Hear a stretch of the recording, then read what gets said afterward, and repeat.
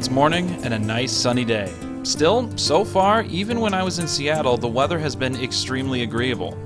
There's not much in my way in my efforts to travel east today, but I do have one obstacle or variable that's going to determine everything I do in this next leg. Today's obstacle is fuel. I put myself in quite a position here at Judith Landing. Big Sandy was the last place I filled up, and the neighboring towns in the area seem pretty small. I need to find gas.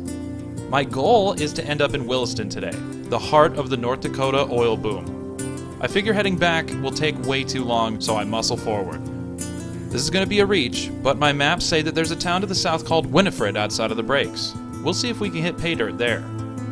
I leave the breaks to the south on the only land route out of here. It's a pretty scenic ride because on both sides I can see the drops into the Badlands around me. Judith Landing isn't only known for its history with Lewis and Clark. One thing I haven't mentioned yet, it's also the location of where a couple treaties were signed. In 1846, a Jesuit missionary named Father Pierre-Jean de Smet brought together both the Flathead and Blackfoot tribes to this location to establish peaceful relations between the historical rivals.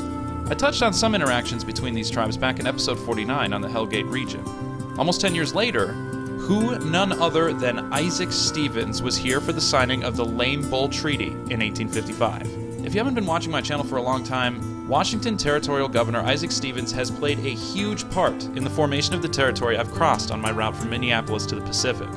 I've talked about Stevens' impact on the West in episodes 38, 39, 40, 41, and 49. The Lame Bull Treaty was signed at the confluence of both the Judith and Missouri rivers right around Judith's Landing. It was signed about 1 month after Andrew Bolton died, the Bureau of Indian Affairs agent that was slaughtered by Yakima warriors, sparking the Yakima War. The Lame Bull Treaty brought together the Nez Perce, Flathead, and Blackfeet tribes.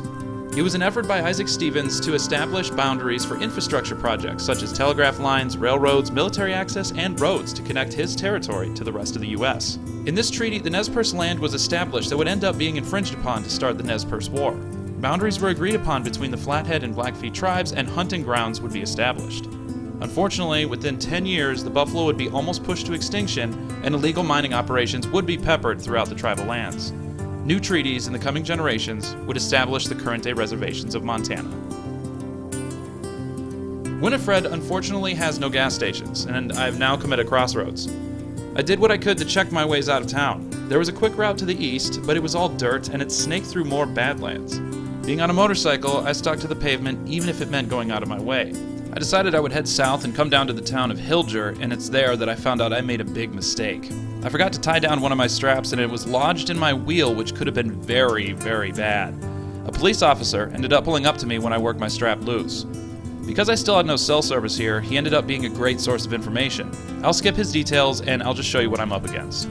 Here's the route that I just took. Here's the dirt road that I refused to take. Here's the nearest gas station, and this is the nearest gas station on my route. These are the nearest gas stations in every direction. The police officer gave me a fair warning. Heading straight to Malta is not only going to be a long way off, it's also lonely. There are no towns between here and Malta. For much of it, there aren't even farms. It's Bureau of Land Management land from here to Malta, and if I head that way, I better be certain that I'm going to make it. The junction in Malta is on Highway 2 on my route to Williston. If I keep my motorcycle at cruising speed, it may be economical enough to make it on my one tank. The tank was filled back in Big Sandy, and fortune favors the bold, so I go for it.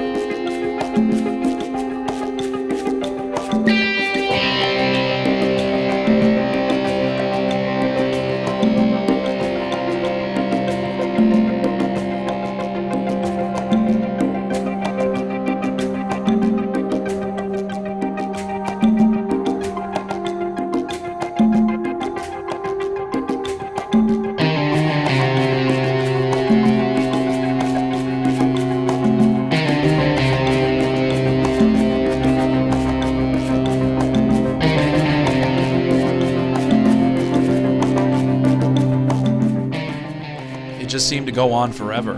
I kept cutting corners and turns to save on distance. I'm speeding down hills to build up momentum so I can coast up hills. I'm keeping my RPMs as low as possible by staying in a high gear. And I'm keeping my head down to reduce draft, and I'm doing my best to keep my speed constant. The needle on my fuel gauge doesn't mean anything anymore. The only ominous warning is the daunting yellow light on my console. So many feelings come to mind. Is my motorcycle angry at me? Is it laughing at me? It's all my fault. I did this to save myself only an hour of time. Is it really that worth it? When I run out of fuel, will somebody actually pick me up, or will I have to walk to find cell service?